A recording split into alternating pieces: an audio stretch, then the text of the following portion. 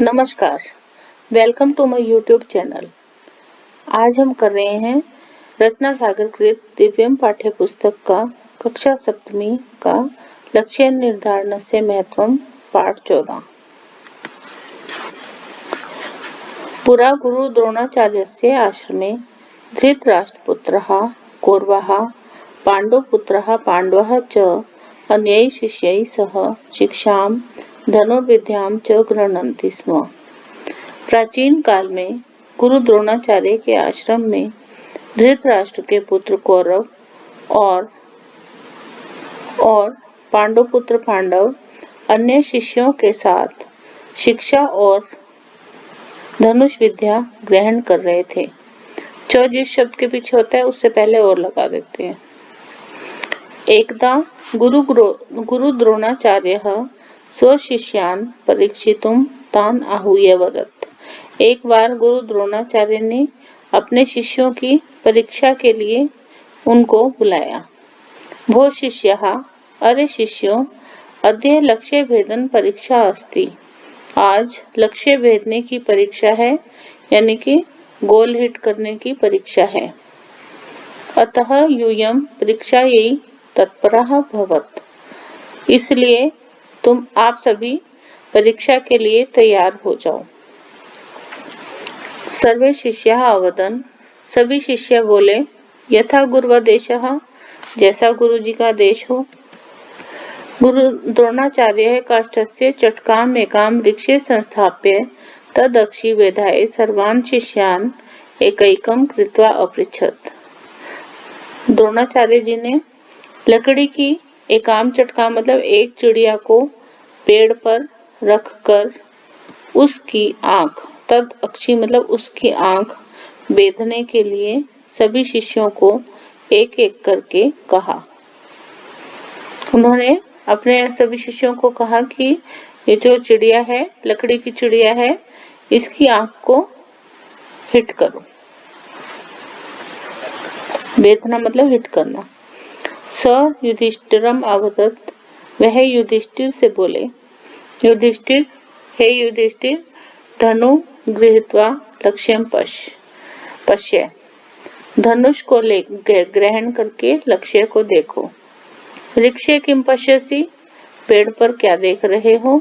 युधिष्ठिर अवदत्, युधिष्ठिर बोले, गुरुदेव, हे गुरुदेव, अहम तो वृक्षस्य शाखाः पश्यामि, मैं तो पेड़ की शाखाएं देख रहा हूँ।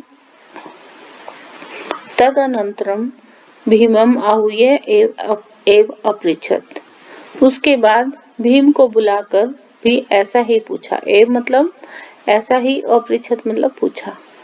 भीमः प्रत्यवदत्, भीम ने उत्तर दिया, स तु चटकया सह पत्राणि अपि पश्यति, वह तो चिड़िया के साथ पत्ते भी देख रहा है। एवं अर्जुनम अंतरा ते सर्वे वृक्षम शाखाः पत्राणि चटकाम एव पश्यन्ति इति अवदन्। इसके बाद अर्जुन के अतिरिक्त वे सभी पेड़, शाखाएं, पत्ते और चिड़िया देख रहे हैं, ऐसा बताया। अंततः गुरु अर्जुनम चटकाम वेधाय आदिशत्, अंत में गुरु जी ने अर्जुन को चिड़िया को बेधने का आदेश दिया। अपृच्छत्, और पूछा, वृक्षे चटकाया अपरम त्वं किम पश्यसि, पेड़ पर चिड़िया के अलावा तुम क्या देख रहे हो। अर्जुनोवाच, अर्जुन बोला, गुरुवर, हे गुरुवर, चटकाया अक्षि अंतरेण किमपि न पश्यामि, चिड़िया की आंख के अलावा कुछ भी नहीं देख रहा हूँ। इति कथित्वा चटकाम लक्ष्यम कृत्वा बाणम उत्सृजत्, यह कहकर चिड़िया को लक्ष्य करके, लक्ष्यम कृत्वा मतलब लक्ष्य करके बाण को छोड़ दिया कि उसे चिड़िया को बाण मारना है, ये लक्ष्य किया उसने। द्रोणाचार्य है अर्जुनम हर्षेण आलिंगत अवदत्, द्रोणाचार्य ने अर्जुन को खुशी से गले लगा लिया और बोले, त्वं एव मम प्रियः शिष्य असि, तुम ही मेरे प्रिय शिष्य हो। जीवने सफलतायाः आधारस्तंभः लक्ष्य निर्धारणम एव वर्तते। जीवन में सफलता का आधार स्तंभ लक्ष्य निर्धारण ही है। यानी कि जीवन में सफल होने का जो बेस है वो क्या है? अपने गोल को सेट करना ही है। लक्ष्यम बिना जीवनम व्यर्थम, लक्ष्य के बिना जीवन व्यर्थ है। यानी कि गोल नहीं है हमारे जीवन में कुछ तो हमारा जीवन बेकार है। अतः लक्ष्य निर्धारण में एकाग्रता आवश्यक है। इसलिए लक्ष्य निर्धारण करने के लिए एकाग्रता आवश्यक है, यानी कि कंसंट्रेशन होनी चाहिए। ये नरः लक्ष्यम निर्धारयन्ति ते एव सफला भवन्ति। जो लोग लक्ष्य को निर्धारित करते हैं वे ही सफल होते हैं।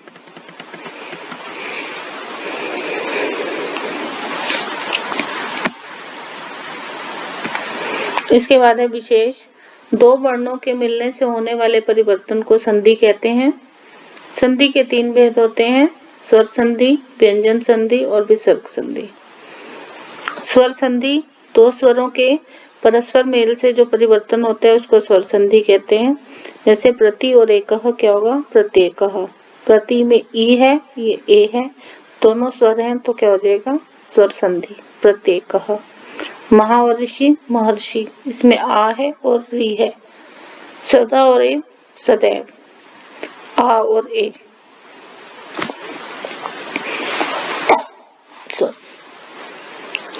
विद्या और आलयः, विद्यालयः। इसके बाद है शब्दकोश। गृह्णन्ति स्म, ग्रहण कर रहे थे। प्रत्यवदत, उत्तर दिया। अंतरा, अतिरिक्त।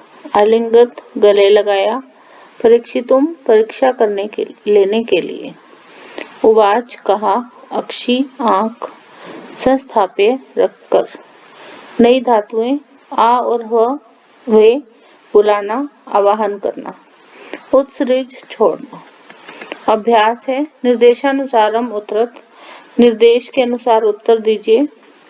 परीक्षितुम पदे क प्रत्यय प्रयुक्त। परीक्षितुम में क्या प्रत्यय है? तुमुन, तुमुन प्रत्यय। गुर्वादेशः इति पदस्य संधि विच्छेदम किम अस्ति? गुर्वादेशः का क्या होगा? गुरु प्लस आदेशः। चटकाया इति पदे का विभक्ति अस्ति? चटकाया में कौन सी विभक्ति है? षष्ठी विभक्ति। नेत्रम इति पदाय पाठे किम अन्यत् पदम प्रयुक्तम? पाठ में नेत्र का यानी कि आंख का क्या दूसरा शब्द यूज किया गया है? अक्षी। अक्षी का मतलब भी आंख होता है और नेत्र का भी आंख होता है। ते सर्वे वृक्षम शाखा पत्राणि च पश्यन्ति अत्र ते पदे पदम कस्मै प्रयुक्तम? इस लाइन में वे सभी वृक्ष, शाखाएं और पत्ते देख रहे हैं। यहाँ पर ते शब्द किस लिए प्रयुक्त हुआ है? शिष्यों के लिए, गुरु द्रोणाचार्य जी के शिष्यों के लिए। एक पदेन उत्तरत, एक शब्द में उत्तर दीजिए। कौरवः कस्य पुत्रः आसन्? कौरव किसके पुत्र थे? धृतराष्ट्र से, धृतराष्ट्र के। द्रोणाचार्य शिष्यान किमर्थम आहूतवान? द्रोणाचार्य शिष्यों को किस लिए बुलाया? परीक्षितुम, परीक्षा करने के लिए। को प्रिय शिष्य आसीत? कौन प्रिय शिष्य था? अर्जुनः, अर्जुन। गुरु द्रोणः चटकाम कुत्र अस्थाप्यत? गुरु द्रोणाचार्य जी ने चिड़िया को कहाँ रखा? वृक्षे, पेड़ पर। लक्ष्यम बिना किम व्यर्थम? लक्ष्य के बिना क्या व्यर्थ है? जीवन, जीवनम। फिर है पूर्ण वाक्य उत्तर, पूरे वाक्य में उत्तर दीजिए। आश्रमे के शिक्षाम गृह्णन्ति स्म? आश्रम में कौन कौन शिक्षा ग्रहण कर रहे थे? आश्रमे धृतराष्ट्रपुत्रः कौरवः, पांडुपुत्रः पांडवः च शिक्षाम गृह्णन्ति स्म। आश्रम में धृतराष्ट्र के पुत्र कौरव और पांडुपुत्र पांडव शिक्षा ग्रहण कर रहे थे। गुरु शिष्यान आहूय किम अवदत्? गुरु शिष्यान आहूय अवदत् भो शिष्यः, ये ऊपर था ना।